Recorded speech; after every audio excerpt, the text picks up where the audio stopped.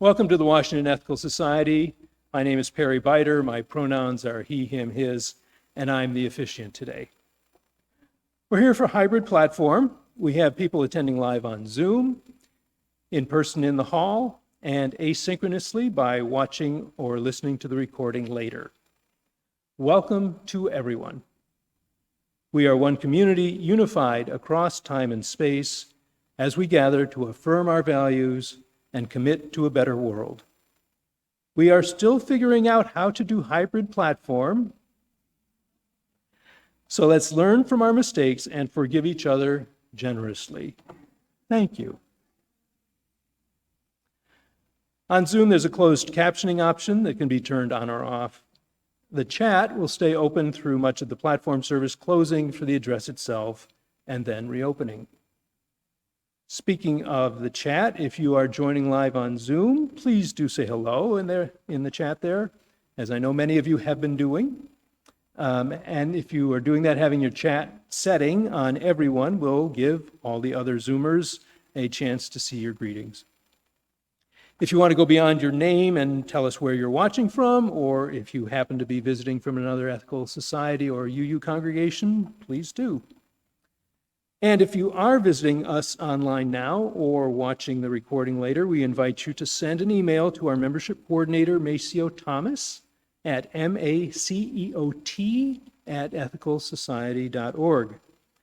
You can also fill out a connection form at tiny.cc/wesconnects.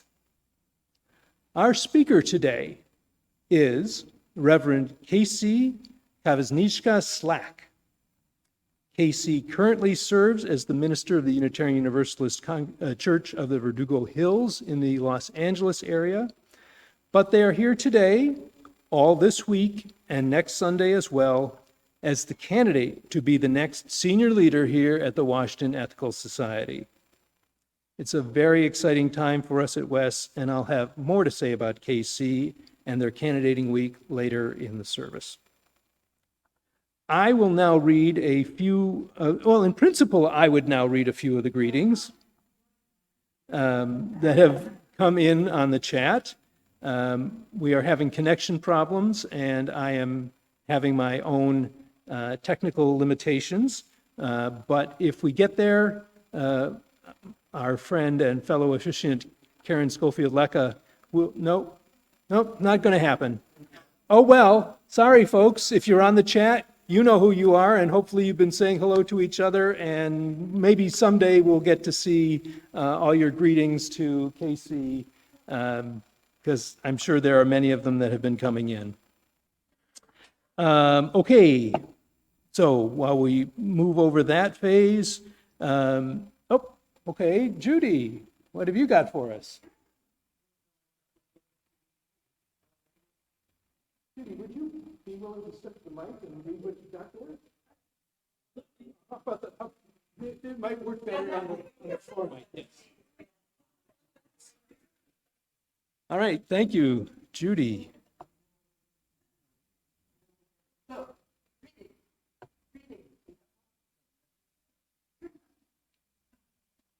And I'll get this in a second here. Oh, hey. Oh, yay. Marty Kaufman says good morning to everyone.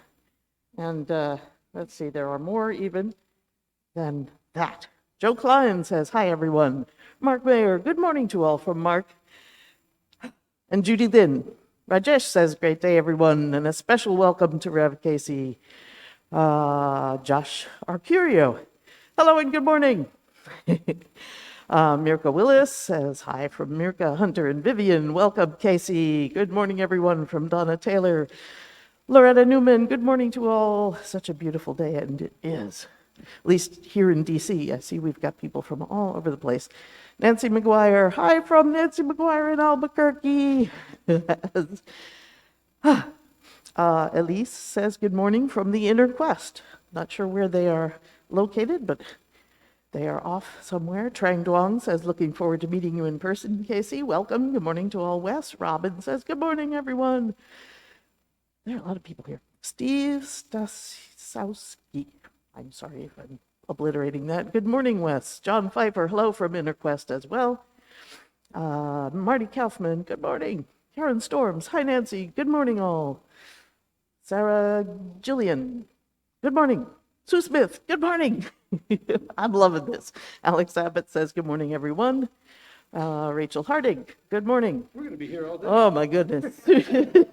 Sue Jacobson, Amar Khan, Randy Myers, Ann Baker, Josh Blinder, Vincent Tyler, C.B. Baker. Oh, my goodness. Mary Berry from in Tacoma, Washington. Woohoo! Mary Berry, someone? Yes, okay. 2, 4, 6, 8. Who do we appreciate? Tech Team from Mark Mayer. Yay! Oh my goodness, Ross and Beth in Madrid, Spain. Woo! And Dara says, good morning, Trang. Hello, Lindsay Luke from Boston. Eager to meet Casey by Zoom at least. Dorothy Broadman, hello. My goodness. Mark McElreath and Bert. Capitol Hill. Laura Tyler. Oh my goodness. Jeff Weinfield. I don't want to leave anybody out because we got so many people here. Kristen Hunter, Art Stevens, Richard Timpson, Richard Reese, Laura Steele, Hadia. Oh my goodness. Okay, we're running out of people here. Barry, Catherine O'Kester. Am I causing problems here? Julie Campbell. Laura, Linda Silvers. You know what? I think you A got lot of people. Thank you. I'm sorry.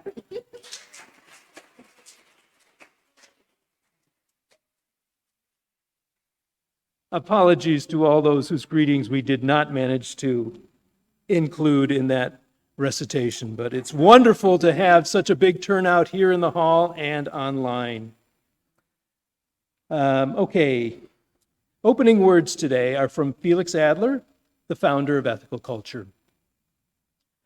The unique personality, which is the real life in me, I cannot gain unless I search for the real life, the spiritual quality in others. I am myself spiritually dead unless I reach out to the fine quality dormant in others.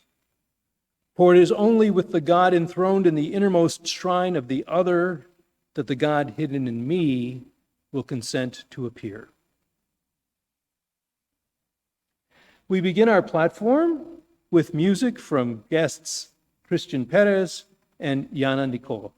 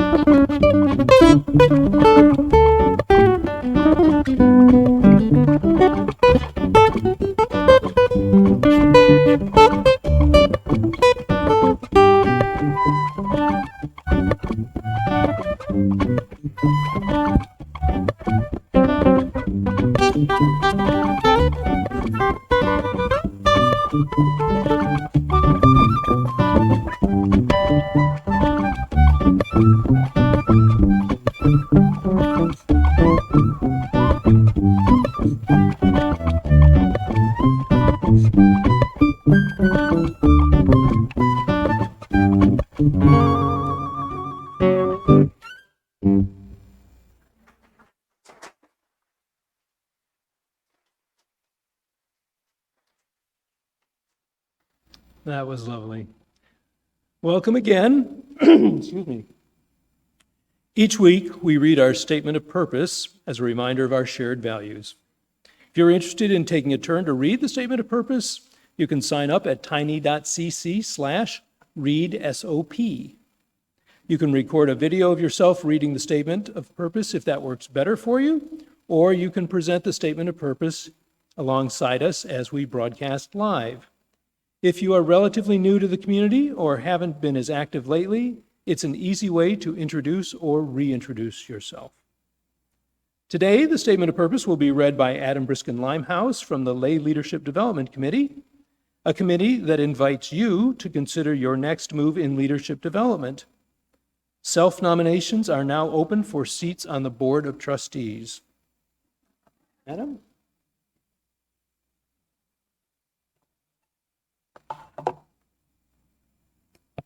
Good morning, everybody who is in the hall. This is amazing. So I have a couple of short notes for you. I promise they're short.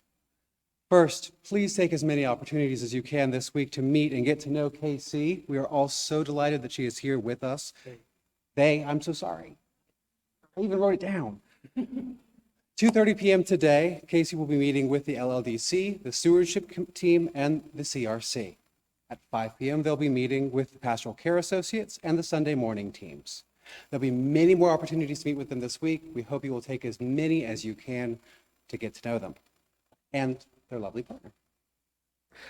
Second, as Perry mentioned, the LLDC is currently recruiting. Our next Board of Trustees election is fast approaching. First KC, then the Board of Trustees election. It's really going to happen. We are a self-governing organization. We need all of us to lean in to manage our affairs. To that end, as Perry mentioned, we are recruiting candidates for the board. Please let us know if you are interested as soon as possible, or if you don't want to talk to us, you can self-nominate. No, it's real. Maybe you don't want to talk to us. You can self-nominate by circulating a petition that gets at least 10% of the membership, or 10 people, whichever is fewer. All right. Statement of purpose. The Washington Ethical Society is a humanistic congregation that affirms the worth of every person. We strive through our relationships to elicit the best in the human spirit. With faith in human goodness, we appreciate each person's unique capacities. We joyfully celebrate together and support each other through life. We nurture a sense of reverence and responsibility for each other and the earth. We warmly invite you to join our community of children and adults as we work for a world where love and justice cross all borders.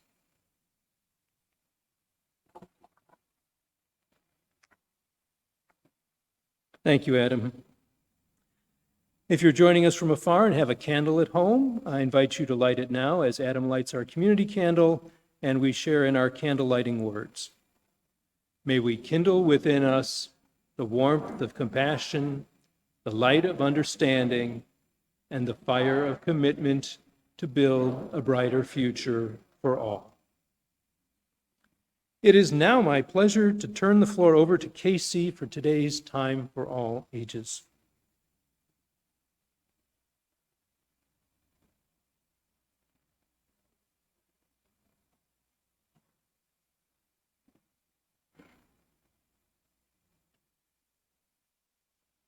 Good morning.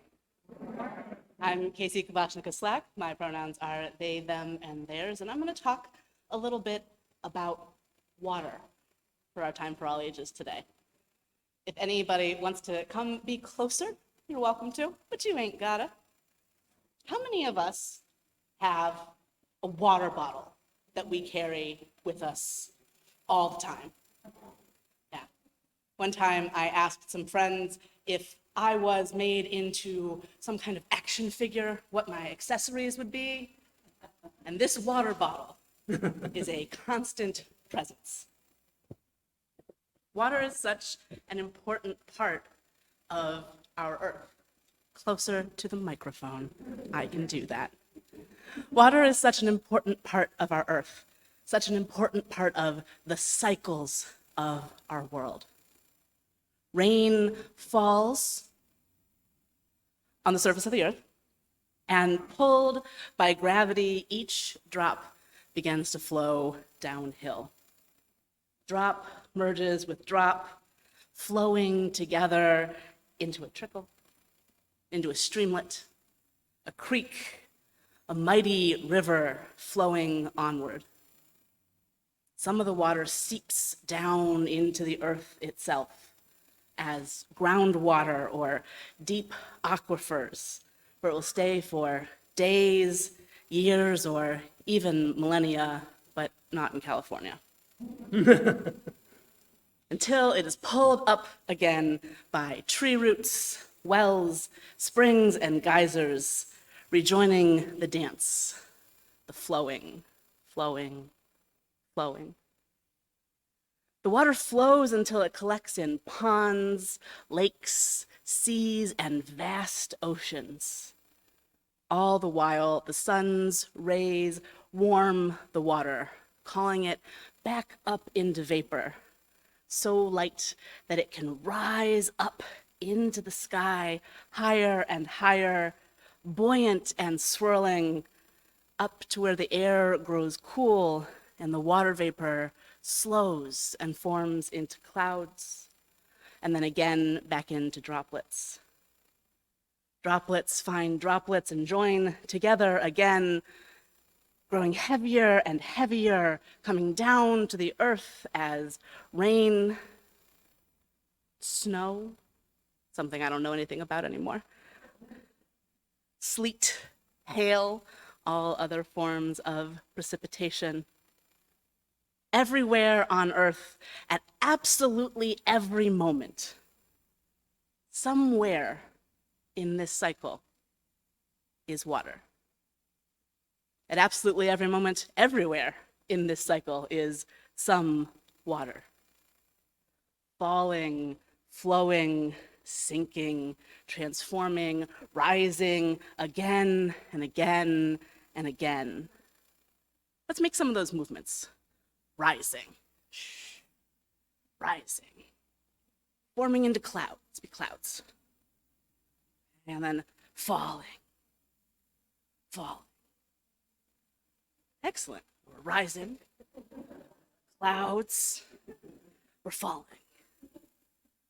Wonderful participation, friends. Our planet has all of the water it will ever have, and all of the water it has ever had. This water cycle has been spiraling around and around for more than 4.5 billion years. This means that every time we fill our water bottles or take a drink from a fountain, every time we put a pot of water on to boil pasta or make some tea, every time we cry, that water has been around and around and around. It has been through the root systems of trees, burst from geysers, and flowed into rivers that have changed the very geography of our planet. The water molecules in your bottle of water today, in your cup of coffee this morning, could have been in the tears of joy or sorrow cried by the first person who ever felt love. Or the water from the sink here could have molecules in it that were once the best soup somebody ever ate. Or they could have been in the sweat of the people who built this city, in the blood of the mothers who birthed our grandmothers, our grandmothers' grandmothers, our great-great-great-grandmothers, or even in dinosaur pee. Weird. Does anybody have any ideas about where else water could have been?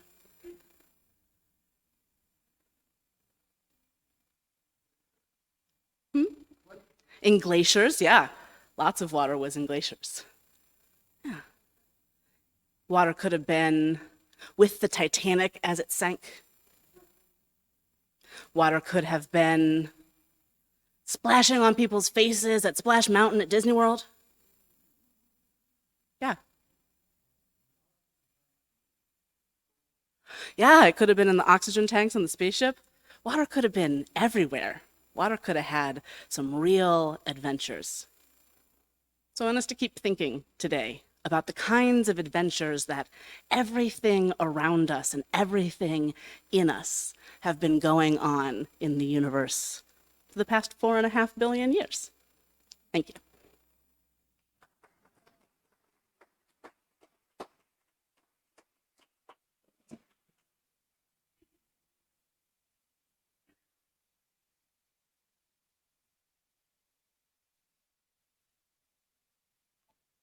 Thank you, Casey. As we think about the cycle of life and water and all those adventures happening over time, let's enter into the centering time of our platform. Each week, we ring this chime in solidarity with people around the world. Today, I am particularly mindful of everyone in our area and around the country who has lost a friend or a family member to gun violence, and all the neighborhoods and communities where the threat of such violence is a traumatic daily reality. As we listen to the chime, let us remember our connection to each other and the world around us.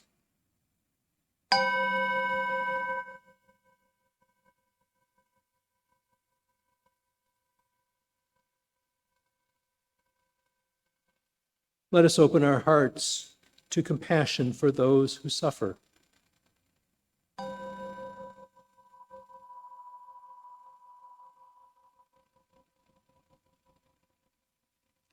And let us commit ourselves to the work that calls for our love.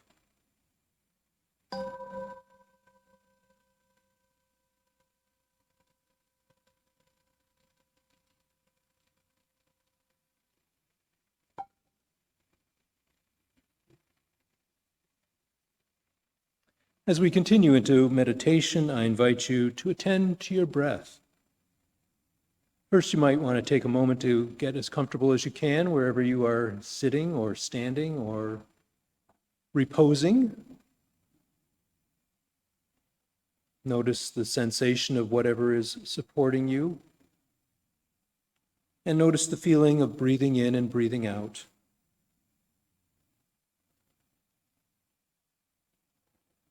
Cherish each breath.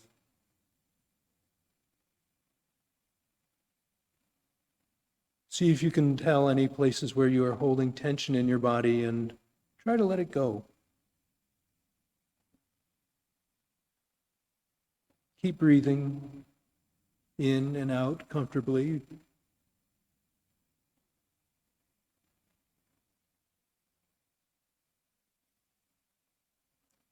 We'll continue our meditation in silence for a moment and then in the music that follows.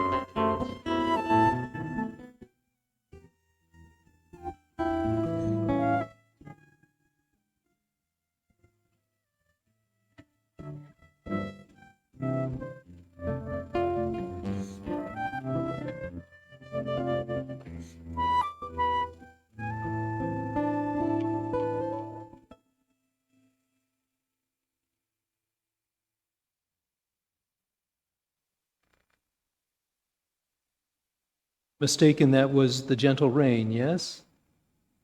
Gorgeous, and of course, so apropos given Casey's Time for All Ages.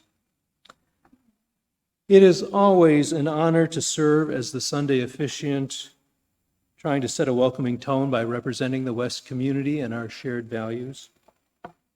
And it's always a privilege to introduce our guest speakers, thoughtful and compassionate people who bring us interesting and challenging messages.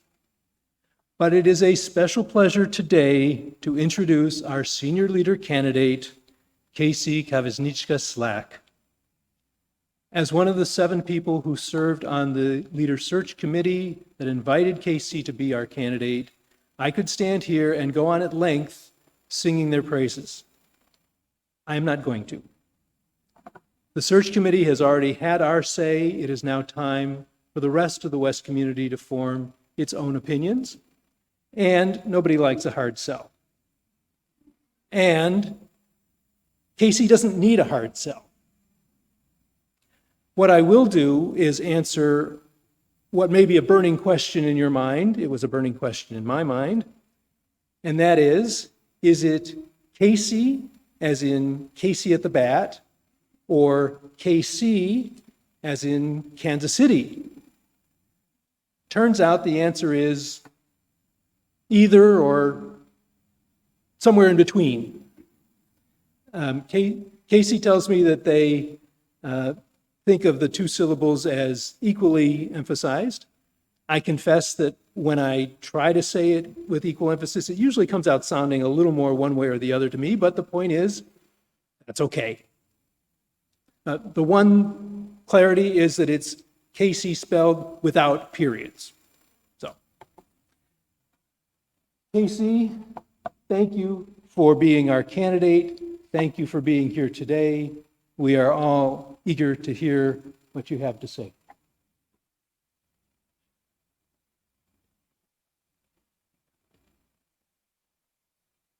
Thank you, Perry. Glad to be here. We'll start with, no? Yeah. Other podium. What? What? Okay. Hello, I'm new, and I don't know what I'm doing. Imagine a slightly easier time next Sunday. Anyway, so I'll start with a reading. This is from Alexis Pauline Gumbs, who is a novelist, a poet, and an emergent strategist. And she writes in a book called Undrowned: Black Feminist Lessons from Marine Mammals. about sharks, which are not marine mammals. This is accompanied with the hashtag no mammal supremacy.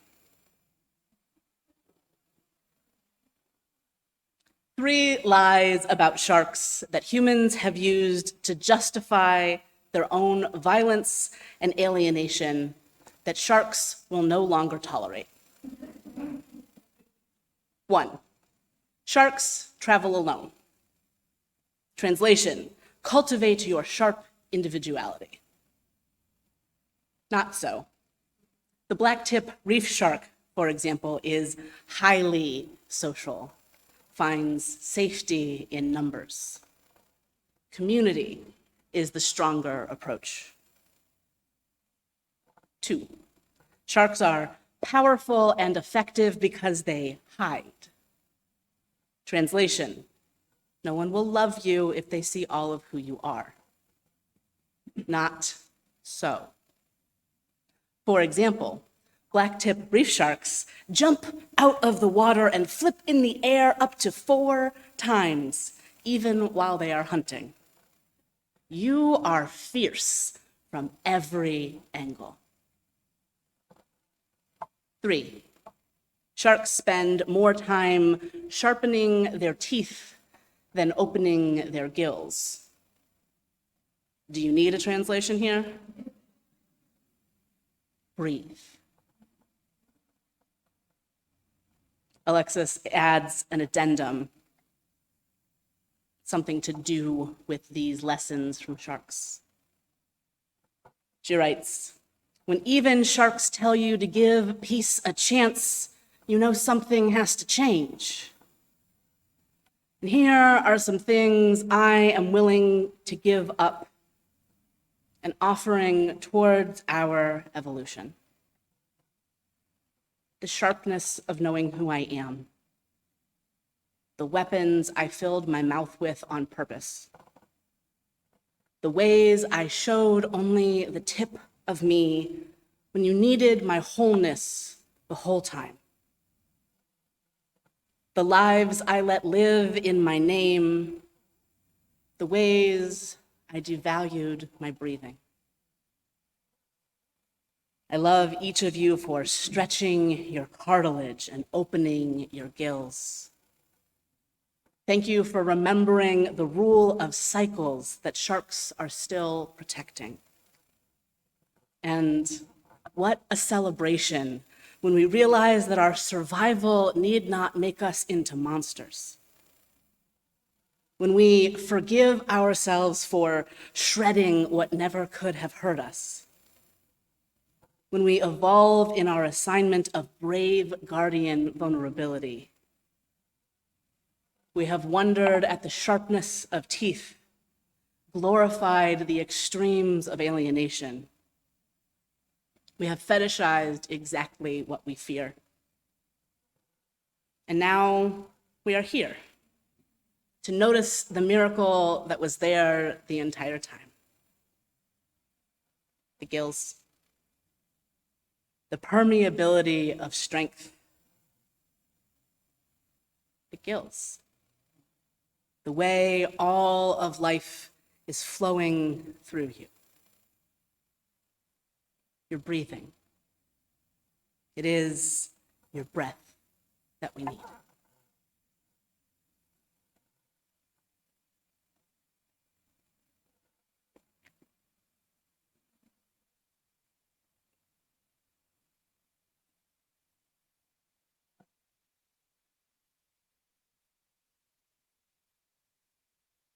One of my favorite things about getting tattoos is the opportunity to have a long conversation with a very captive audience. Now, I do this for a living, so I'm not exactly bereft of captive audiences. But there's something different when you are paying someone else to stab you repeatedly in the skin. And the conversation you are having is something you are both stuck in for, well, it could take a long time. I got a new tattoo recently, this one here on my arm, for my birthday. And I approached getting a tattoo in a different way than I usually do. See, my birthday present to myself wasn't just the tattoo, it was a shift in approach to how I get tattoos. Most of my tattoos have been very planned. A lot of them have words in them. They are about specific events in my life. And for my birthday, I decided that as a present to myself, I would start getting tattoos that are just pretty, that do not need any justification other than their own beauty. So I set out to get a tattoo. I did not know exactly what. I did not know from who. And Caitlin and I drove around eastern Los Angeles looking for a place that was open and had availability. We walked into a shop. Someone was available. She happened to have this rose drawn already. Great, put it on me. Let's go. So I sat down and I wasn't sure how this conversation was going to go. Most of my recent tattoos have been from people who I sought out because I knew we had things in common. Queer tattoo artists are a favorite of mine.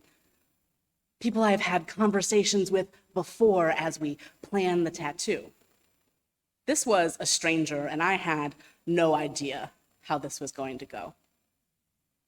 So we sat and we talked, and in the way that happens when you are having a weirdly intimate moment with a complete stranger, we started talking about our backgrounds. She had grown up in Arkansas in a heavily religiously conservative community. It had not fit her well at all. And at the earliest possible moment, she had run. She had run and run and run until she wound up a tattoo apprentice. I grew up in a small town in Northeast Ohio on what I like to call the fringes of evangelical culture, which is to say, we didn't go to church, but everybody else did. And that we didn't was a big deal in our community. We kept talking, and about an hour and a half into the tattoo, after we have talked about our shared history of religious trauma and my queerness and all kinds of other stuff, I say, "Oh, yeah, well, I'm a minister." "What?" She said what exactly like that. I just need to be clear. It's not an exaggeration. She pulled the pen away from my arm and went, "What? But I'm, what?" "Yeah, it's not like that," I said. "In the communities where I serve, I don't really care about what specifically you believe about God. We're not interested in telling you who to be or what to do. We're interested in working together to make the world better and loving one another into our next favorite selves." Still have the pen back. "You can do that?" "Yeah, as it turns out, you can do anything you want."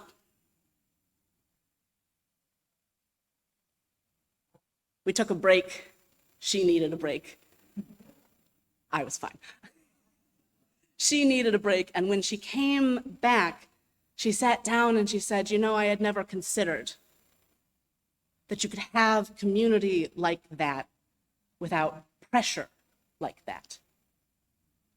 That you could have a space where you could ask questions, and that wasn't just okay, but encouraged. I had never considered that someone like you, me, could be a leader in a space like that. So I told her where every Unitarian Universalist congregation in Los Angeles is, and where every ethical society I could think of was. You have options, friend. So we kept talking as it went on, and we got into even deeper conversations than childhood religious trauma. We were talking about our relationships with the world around us. I am from Northeast Ohio, and my family is from West Virginia and the mountains of Bohemia and Austria before that. The desert is foreign to me. But I've lived in Los Angeles for about 6 years now, and you gotta become friends with the desert if you're gonna survive in Los Angeles. So I've taken a number of trips out to the desert, each progressively better than the last. The first one, I didn't make it through the whole night. On my first trip to the desert, I went by myself, and I stayed in an Airbnb that was full of culturally appropriative religious items. And at about midnight, I heard what I will call somebody's grandmother screaming at me, "Get out of here. You do not belong here." And so I threw my pizza in the car and I drove home to Caitlin. The second time, Caitlin and I went together, but we did not bring enough moisturizer, so we went home. I will tell you that this did include a moment of us trying to moisturize ourselves with the olive oil from the kitchen. Bring your own moisturizer to the desert. Wisdom. We finally figured it out the third time. I can go to the desert now. I feel like I have to ask permission every time. Like I have to talk to the desert and say, "Okay, I know I'm not from here. I know you don't know me yet. But we're gonna work on it. Hello, I know I'm not from here and you don't know me yet. But we're gonna work on it." My tattoo artist said that while the desert is fine for her, the ocean terrifies her. We talked about our mutual reticence to go into the ocean. I joke that I have a deal with the sharks. I don't go where you live, you don't come where I live. So far, it has worked. I have never once met a land shark. But my tattoo artist said, I went on a vacation and my family wanted to go snorkeling. And so I said, "Okay, I'll try it." And she said, "It was the scariest thing I have ever done. But I'm in the water, and this ray just comes by me, not looking for food, not really engaging with me, but just floating next to me." She said in that moment, she realized that sometimes when you step past your fear, there's a lot of possibility for connection. Sometimes when you do something new, when you try something that scares you or isn't what you thought you would do, there is this capacity that opens up, this possibility that something unusual will happen, that you will be snorkeling and you will be terrified, and a ray will come and rest near you and remind you that you too know how to float. Life is full of these cycles of water up into clouds and back down into rivers, of people coming and going in your life, of birthdays and, if you're me, tattoos, of new things that you've done before but never like this. When we approach our cycles with creativity and a little bit of risk, sometimes we can find our way into a new cycle. If you look at the world that we're living in now, and I don't think I have to tell you what the world we are living in now is like, you might see where we are near some points in history in our cycle. Some points in history that went really badly the last time we saw them. What if we did something different this time? What if this time on our way back to that point, we made a decision that wasn't expected? We lived in our whole bodies, in our whole selves. We understood each of us as a piece of the puzzle of humanity, each creature as a piece of the puzzle of the universe, and said, all right, here where we just kept going last time, what if we zig? What if we zag? What if we zigzag? What if we had a nice time? This is my big core of my ministry question. What if we had a nice time?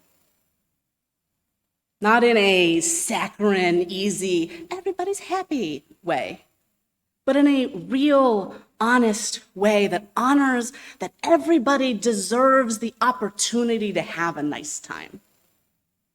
That sometimes we have to be uncomfortable so that other people can have a nice time. That honors the unique in each of us. I've been reading about Felix Adler, founder of Ethical Culture, in an attempt to get to know and understand this community a little better. The unique personality, which is the real life in me, I cannot gain unless I search for the real life, the spiritual quality in others.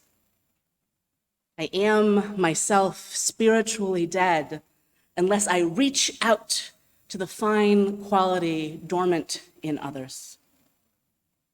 For it is only with the God enthroned in the innermost shrine of the other that the God hidden in me will consent to appear. We can see more of the universe together than alone. And the universe is weirder and more full of possibility than any of us could imagine. Sharks aren't necessarily how you've imagined. Sometimes snakes give birth to live young.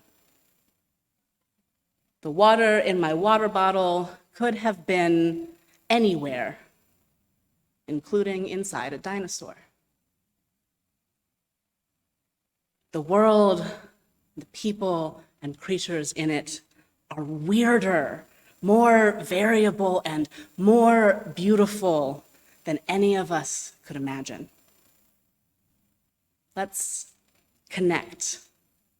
Let's learn and grow together and build something new, maybe unexpected and beautiful.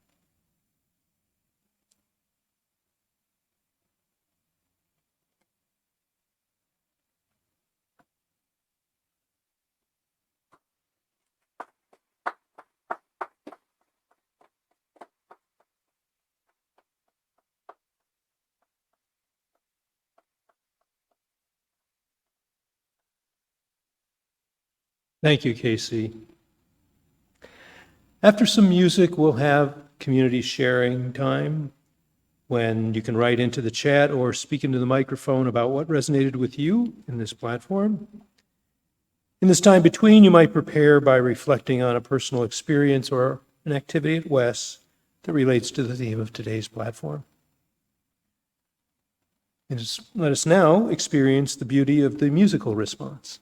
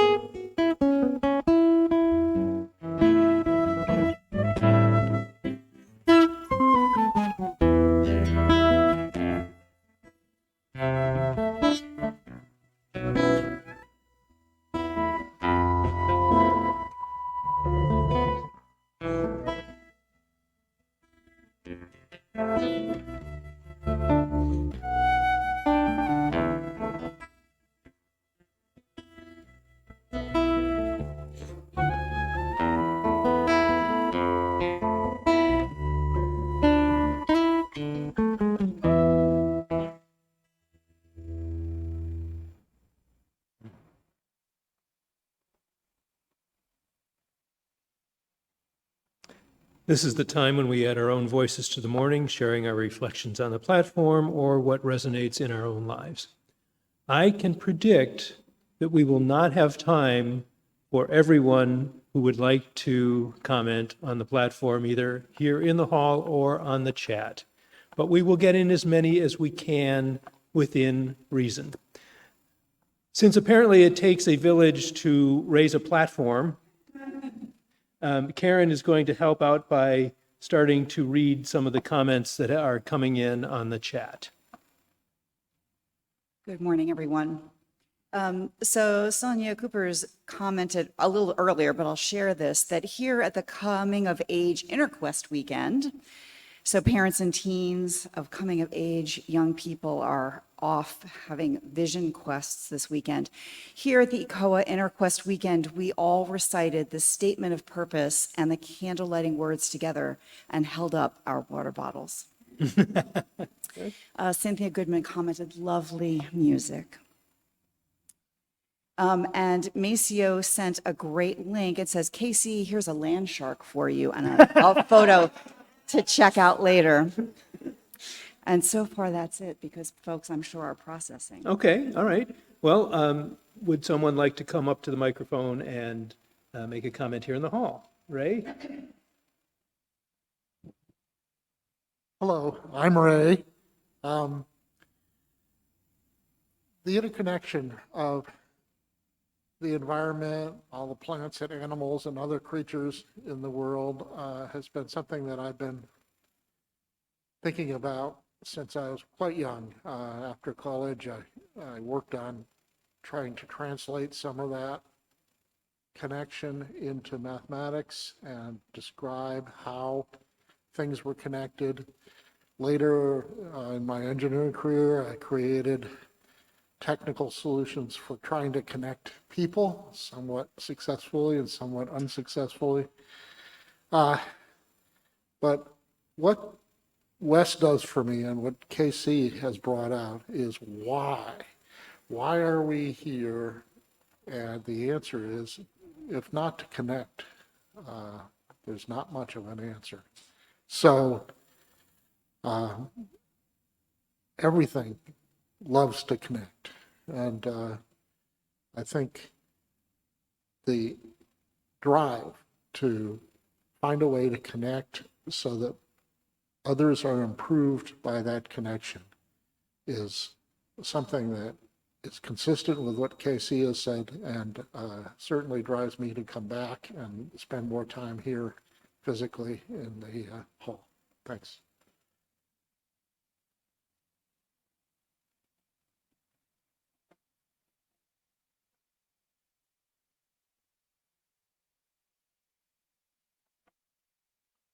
Hi. When I wrote my humanist creed in 1980, You are, my name is Peter Bishop, yes. I've lost my name tag. And when I wrote my humanist creed in 1980, it set me on a journey of talking to other humanists about what they believed. And what I came to realize is that what humanists really believe in is thinking for yourself. And that when people think for themselves, they don't always agree. And that and then when you combine that with what Felix Adler is saying, where we just grant everyone human dignity, and we accept them into our community because we are making bigger circles, which is something that my community from California, there's this poem written at the dawn of the 20th century talking about making bigger circles. And so this, it seems to me, is the fundamental basis for creating a wonderful multicultural community. And I think that's what we've been doing. And I'm just very, very pleased that that's what we've been doing.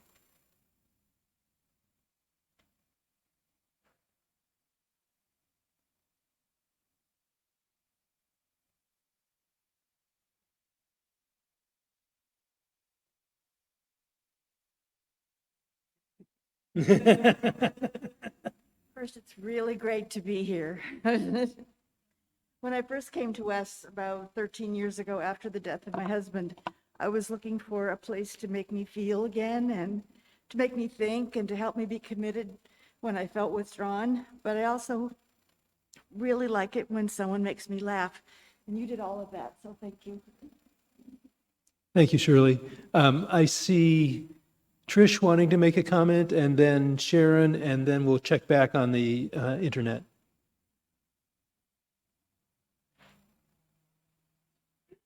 I thought I would have to adjust this still more. And I hope you guys can hear me. I'm holding one mask in place with another mask because which way? Like that?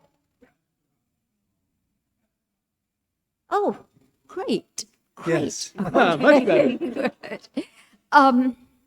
Just want to say, and I hope my voice is still carrying, I am so touched by what you've said this morning and so inspired because it kills me to hear people talk about during the COVID as though it's over.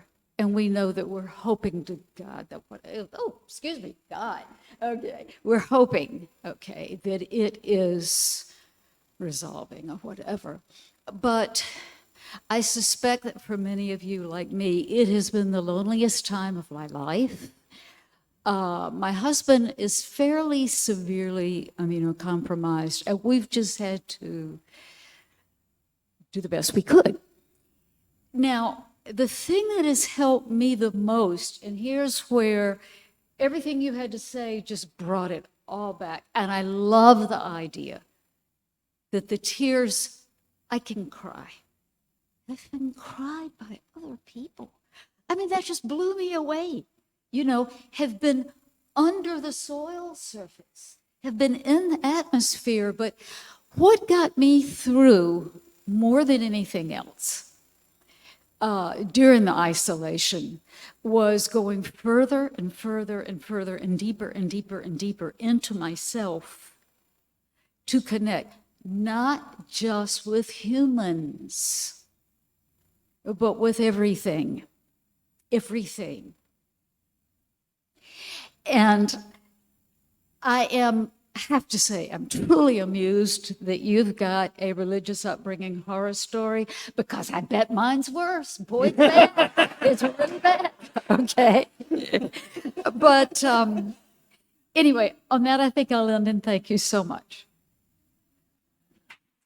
That would be a very tough competition here at WES. Sharon, do you want to take a turn?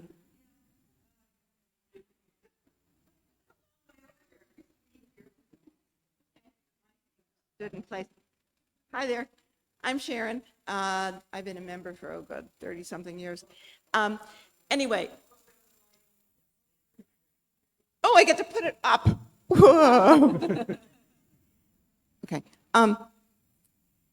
As I looked around this morning, I realized I hardly know any of you anymore. I mean, there are people who I don't recognize because you're wearing a mask, and we have a long history together, but you're wearing a mask and I don't recognize you. But there are a lot of people here that I've just lost touch with WES over the last 2 years and even before that. And my initial response is to withdraw and say, well, this isn't my place anymore. This isn't where I belong anymore. I don't know anybody, and I think I'll just go home and stay. And then hearing Casey's comments about, well, I don't know you, you don't know me. Let's see if we can have a good time together, and we'll work on it, and we'll see if we can have a good time together. And then Casey is talking, and I'm thinking, is she somebody I can relate to? I mean, really, can I get used to somebody who gets tattoos? And I thought, well, okay, you don't know me, I don't know you. Let's see if we can have a good time together.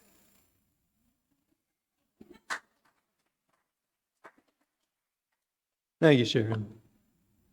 Karen, what else do we have? Okay, back from the ether. Vincent Tyler says, let's awaken to embrace and explore the possibilities. Sonia says, loved the platform. Thanks so much, Casey. I look forward to working together with you. Rajesh quotes, I'm not from here and you don't know me, but we are working on it. Lovely. Brian Upshikin says, thank you for the wonderful platform, Casey. So great to meet you virtually. Reminds me of one of my favorite philosophers. Water has memory. Olaf. And Marty Kaufman says, nice reference, Brian. Joe Klein says, I love the idea that everyone should be able to have a nice time and that sometimes you need to be uncomfortable so that other people can have a nice time. That is a very clear and powerful frame for thinking about things. And Baker adds, I agree with Trish that this very physical and scientific connection of one being to all others over time is very profound and can help us touch the emotional connection we can share. Thank you to everyone who shared your thoughts with us. Just as we share our perspectives in this community, so too do we share our resources and gifts. Here at WES, we split the Sunday collection between our operating budget and a fund dedicated to justice and compassion. This month, half of the offering is dedicated to the Manna Food Center. Manna strives to eliminate hunger in Montgomery County, Maryland, through food distribution, education, and advocacy. Manna distributed 5.3 million pounds of food in FY21, but also makes an impact through community programs like Breaking Bread, which brings people together to solidify community and combat hunger. Their Farm to Food Bank program, which supports the local food system while also providing fresh, regionally grown produce to neighbors who experience food insecurity. And the Smart Sacks program, which provides food on non-school days to students who qualify for free and reduced lunch, and feeds over 3,000 children each week. Manna Food Center is rooted in the local community and makes a measurable difference in fighting hunger.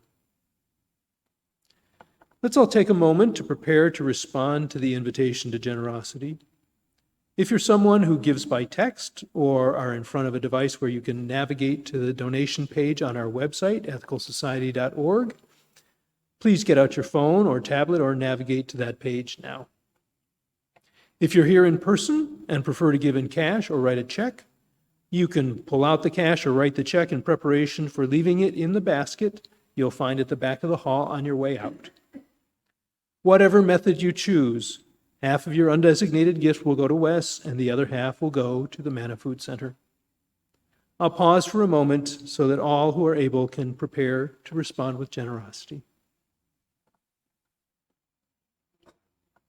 I believe you can see on the slide the number to give by text, which is 202-335-1885. Thank you for your generosity. We will now receive your gifts and the gift of music from Kristen and Yana.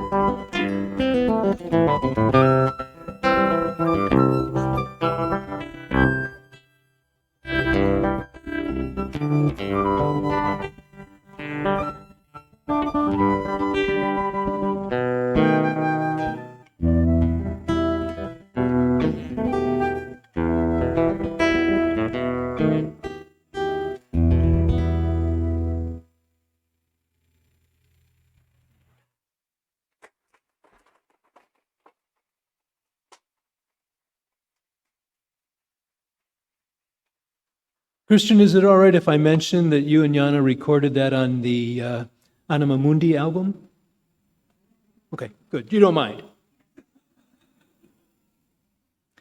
Thank you so much to the many people who helped to create this morning's time together, starting with our speaker, KC, and our wonderful guest musicians, Christian Perez and Yana Nicole. Thank you to interim music coordinator Leah Morris and WES member Jason Lang, who joins Leah on our closing song. Thanks also to our staff, Linda Irizarry, Ndara Miles, Robin Kravitz, Maceo Thomas, and Tom Hutton. To John and Abby Dakin, who created our slides, and to Kristen Hunter, who will host the virtual coffee hour shortly. Thanks you to Zoom usher Judy Myers, and to our officiant team this morning of Judy, Karen, and me. The tech team of Pat McNeely, Denise Howell, and John Lika. Here. And our in-person greeter, Jamie Ansel. And of course, thanks to all of you for being part of Platform this morning. Thanks also to those who are leading and supporting our work in the weeks to come. You can find information about opportunities to connect in the Sunday links or news and notes emails and on the calendar page of WES's website. Here are some of those opportunities. At the conclusion of Platform, please join us for social hour in person around the foyer and on the patio, or virtual coffee hour on Zoom. To get to virtual coffee hour after closing words, point your browser to tiny.cc/WES Coffee Hour. During today's coffee hour, the facilitators of our TIE, or Together in Exploration groups, will meet with membership coordinator Maceo Thomas. In our Sunday Ethical Education for Kids, or SEEK program, the Our Whole Lives class meets today at noon. Next week, the pre-K to second grade and Neighboring Faiths, that's the middle school class, will each meet at 10:30, and OWL and Coming of Age will each meet after the membership meeting. Please contact SEEK coordinator Ndara Miles to find out more about ethical education. Our Global Connections team, which will send delegates to visit our sister community in El Rodeo, El Salvador on June 20th, is collecting donations and supplies to bring with them, including Spanish dictionaries for schools, toothbrushes, toothpaste, and first aid supplies. Ross Wells can provide the specific requirements for those supplies, which you can bring to Platform next week, or you can write a check to WES with El Rodeo Supplies in the memo line. As I mentioned, and as Adam mentioned, this is candidating week. There was a lovely meet and greet event here yesterday with KC and their wife, Caitlin McCoy, and there are many more events today and the rest of the week. For instance, all are welcome for lunch hour check-ins by Zoom on Wednesday and Thursday, a Zoom happy hour on Thursday, and another outdoor meet and greet here next Saturday at 2 p.m. You can find the full schedule of events on the website, and I encourage all WES members to take advantage of the available opportunities. Candidating week will conclude next Sunday, May 1st, with Casey's second platform at 10:30 a.m. and the subsequent special membership meeting at which the community will vote on whether to call them as our next senior leader. To attend in person, you'll need to RSVP at tinycc/platform reservation and to bring your vaccination card or a picture of it. Of course, we are continuing with hybrid platforms for the foreseeable future, and members can attend the post-platform meeting on Zoom as well.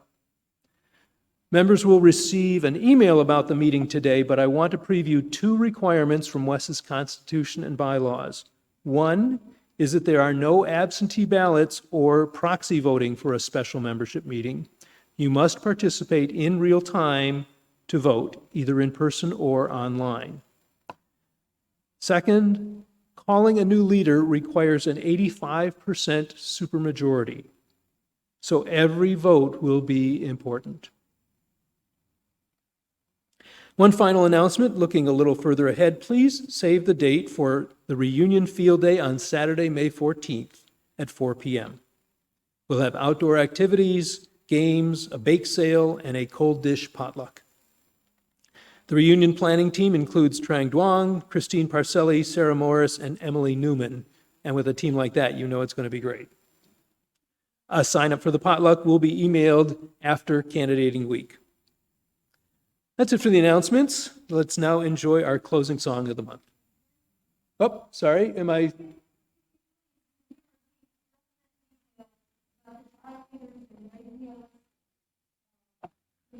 During coffee hour. Sure. Okay, now let's enjoy our closing song of the month.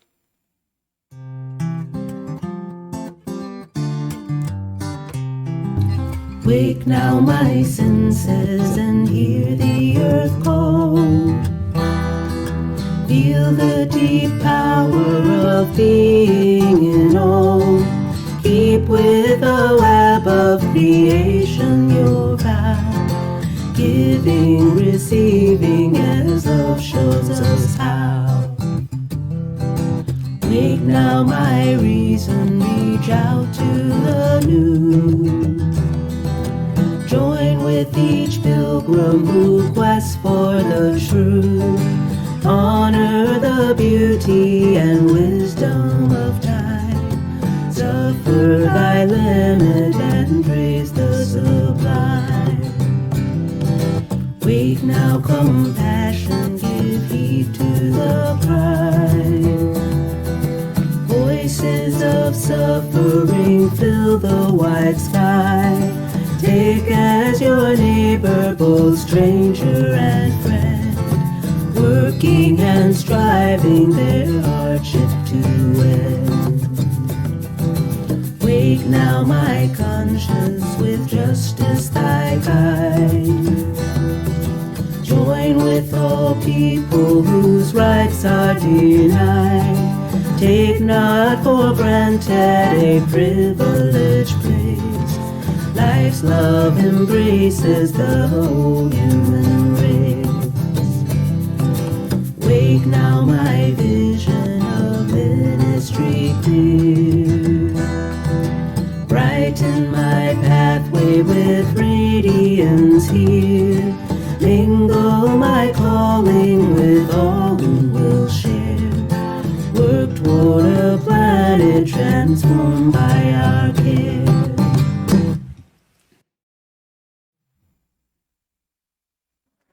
A few brief reminders as we close. If you're new to our community, please send an email to our membership coordinator, Maceo Thomas, and introduce yourself. To reach virtual coffee hour, point your browser to tiny.cc/westcoffeehour. And now I invite you to join me in our closing words for the month. Let us go into the week ahead with compassion, understanding, and commitment, awakening to the gifts and the responsibilities of the ethical manifold for our hearts and for our quest for a better world. Again, thank you for being here. We look forward to connecting with you again soon.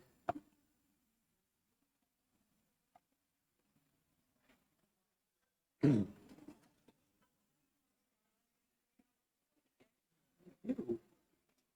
blow this out before putting on my hand.